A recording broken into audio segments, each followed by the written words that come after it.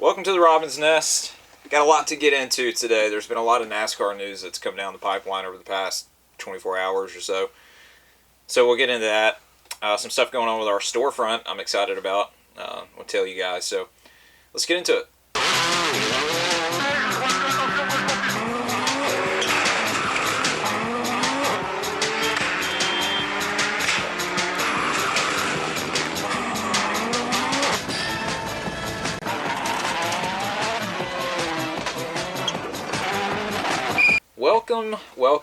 Welcome. I appreciate you watching. It means a lot to me. Straight out of the gate, just want to say that. I don't say it enough on this channel. Everyone who is a subscriber, you guys are awesome. You know, everyone who watches our videos, love you guys. I really do. I mean that. It means a lot to me. I know we don't have some astronomical figure as far as subscribers, you know, in comparison to some other channels, but, you know, the fact that anyone is even remotely interested in anything I have to say, it just blows my mind. Honestly.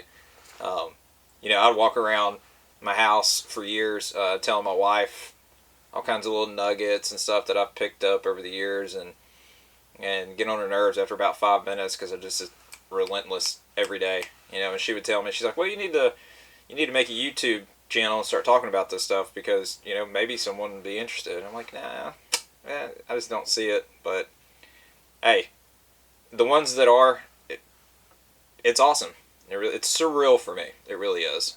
I mean, even if it was just 5 people that subscribed to my channel and watched it, it's mind-boggling and in a good way. I love it, and I'm thankful. I'm grateful.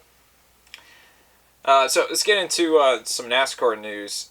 It was announced that Big Machine and Parker Kligerman are going to team up for the Rolex 24 in Daytona sports car race, for those who don't know. Which is pretty cool because, you know, Parker and Scott Borchetta, the owner, they announced that they were going to part company as far as the Xfinity team goes, and Parker's going to retire from NASCAR. And but, you know, Parker is one of those guys, as far as road course ability, I would put him up there with AJ, even like someone like Scott Pruitt. Just completely versatile, can jump in any car and be successful, turning right and left. And he's not bad on ovals either, but on a road course, man, if I owned a race car, he'd be one of the first people that I called. You know, take that seat. Yeah, if you'll remember, he won, I think it was Mid-Ohio in the Truck Series in 75 truck, Food Country truck. That's been a part-time team basically since its inception. They may have run a full-time season here or there, but for the most part, they used to be in the Busch Series, and now they're in the trucks. And Parker drove for him and won convincingly. Just absolutely smoked everybody. And so, like I said, I put him up there with AJ because AJ can do the whole reason I like AJ. I'm a big AJ fan. In case you're wondering, for those who don't know, I have been for years. Basically, since he started driving for Ray Evernham, I think it was at the end of 2008 when he drove the 10, and then in 2009 was the 44, and then in 2010. It's the 43. And the reason I like AJ is because he's one of those drivers that can carry a car to the front, get a finish in equipment that you know, he'll get a top 10 in equipment that's got no business being in the top 10. You know, just like with Colleague, outside of Kyle Larson winning a race with him, he's really been about the only person that's been able to be successful on a consistent basis in Colleague cars, and that's no dig at Matt or Colleague. You know, they're doing a lot with relatively little in comparison to other teams, so it's just impressive. And Parker fits in that category. So, moving on. So, I could sit here and talk about Parker all day. Love the dude. The dude's awesome. Rick Ware announced that they have a driver that's going to run the Clash, which is at Bowman Gray this next season for the first time. NASCAR bought Bowman Gray, and And so now they're bringing NASCAR back. Which, by the way, that gets me on another topic real quick. And divert for a second. So, NASCAR has made a push under Jim France and under the Steves to essentially distance themselves from the past.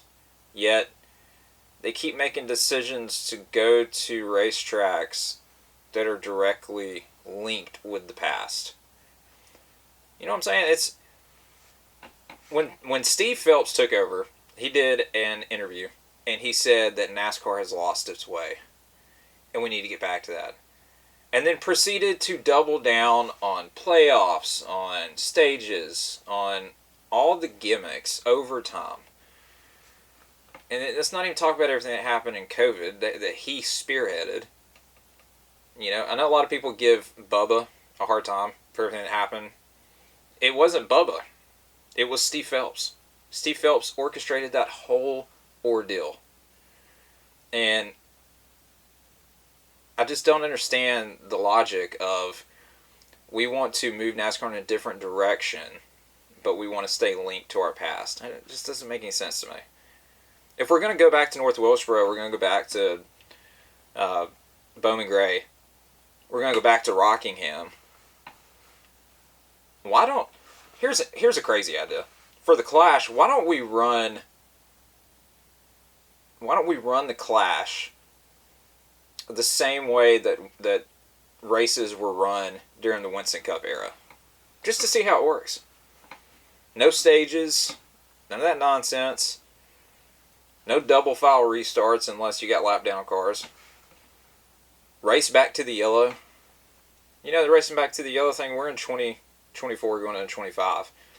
With radio communication technology the way that it is now, in my personal opinion, the freezing the field shouldn't be a thing.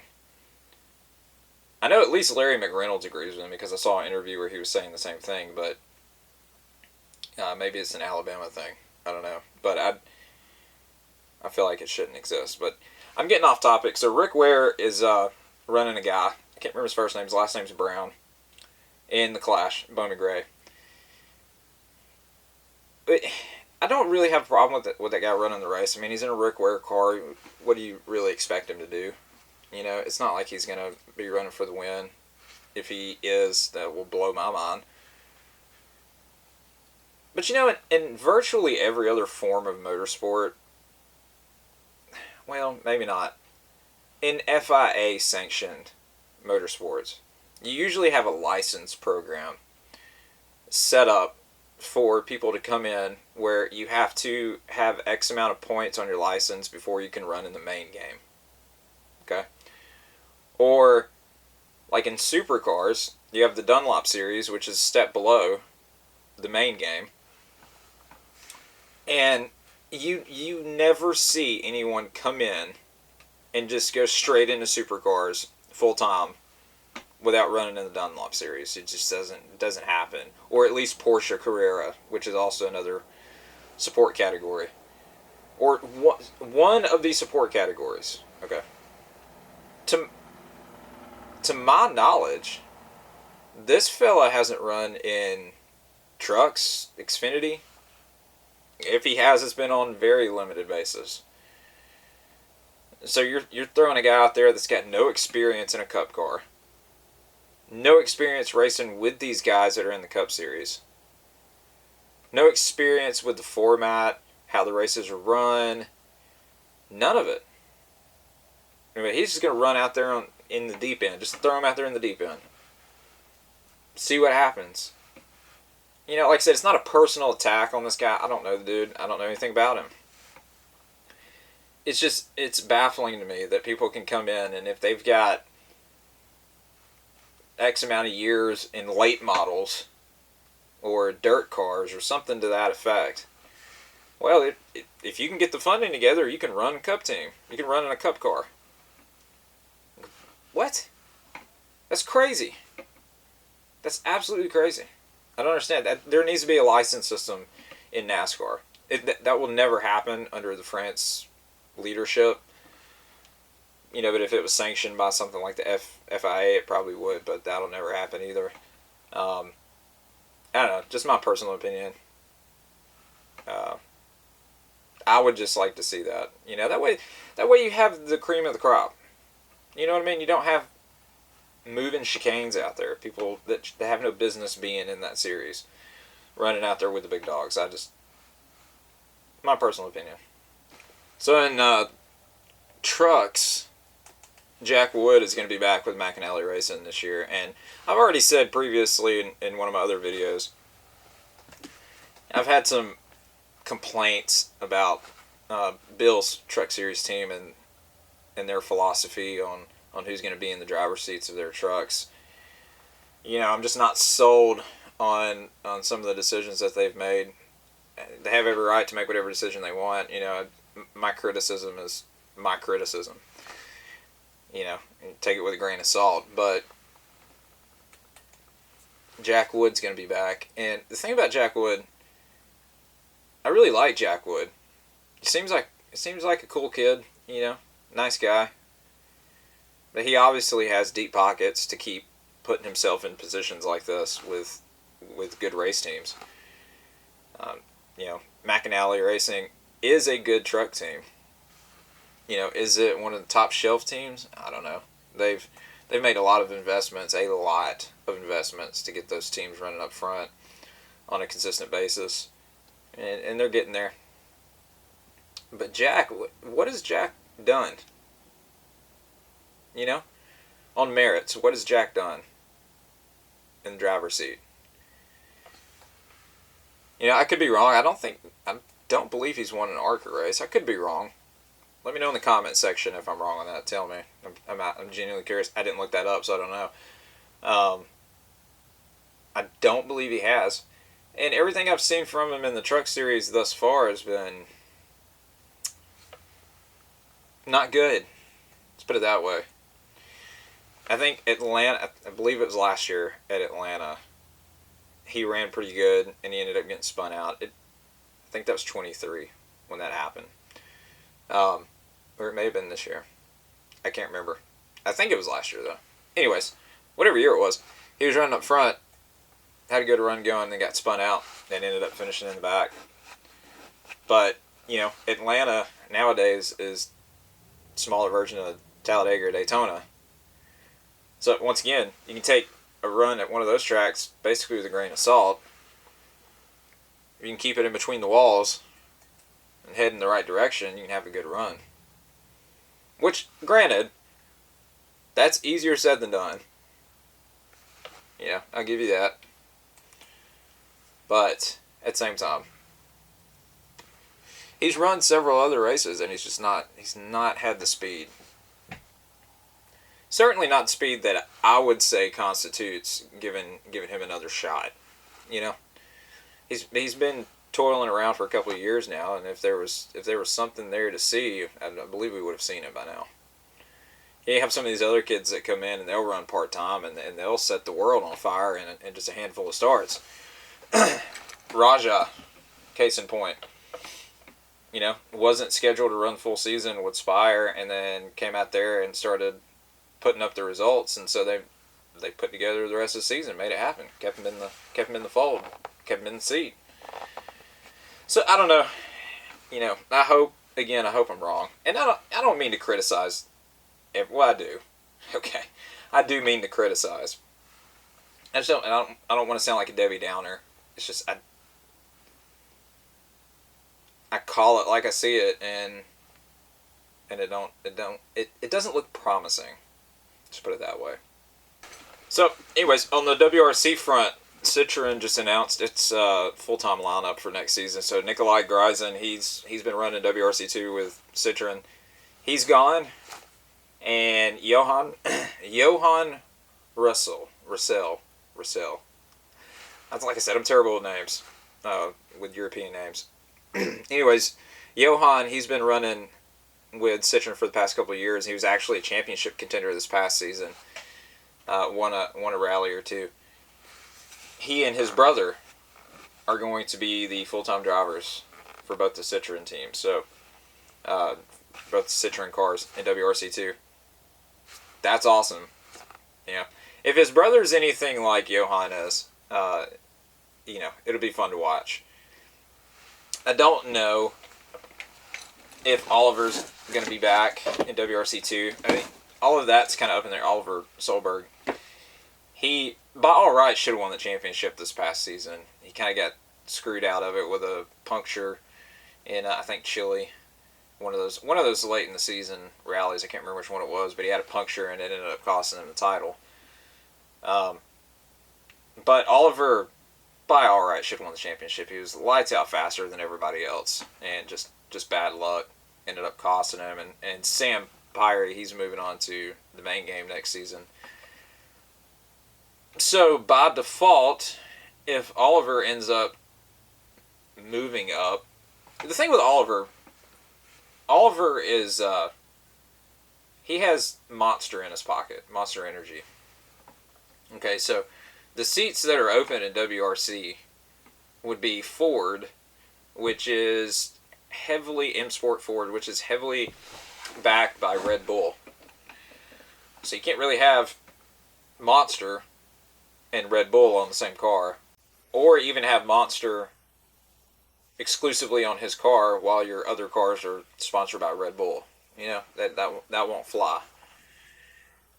And so I think Hyundai's filled up, and so is Toyota. So I would imagine Oliver's going to be back in WRC2 next year with Skoda again. And so it's going to end up being Johan and Oliver competing for the title again, I would imagine, unless something crazy happens. We'll see. But exciting news. Like I said in one of my previous videos, I love Citroen. I love the brand. I love the way that the C3, the car they use for WRC, I love the way that car looks. It's funky. It's kind of got this little narrow strip, for the grille and for the headlights. Just this little narrow strip thing. Man, that is a smoking car. Yeah. They need to bring them to America. Let's just be real about that. It's not fair.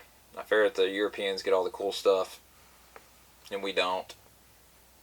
I'm just kidding. We got some pretty cool stuff over here. But I would like to see Citroen, Skoda, several of the Renault brought to America. It's probably never going to happen. I know Skoda won't. VW, they've said several times they have no interest in bringing them. But anyways, excited to see what Citroen does next year in WRC2 with the Russell brothers. So as far as our store goes, I know I said something about this earlier, we're having a massive sale for Christmas. So we have a ton of die-cast cars. A ton. Okay. And then I had my own collection of them as well. So I'll give you a little backstory here.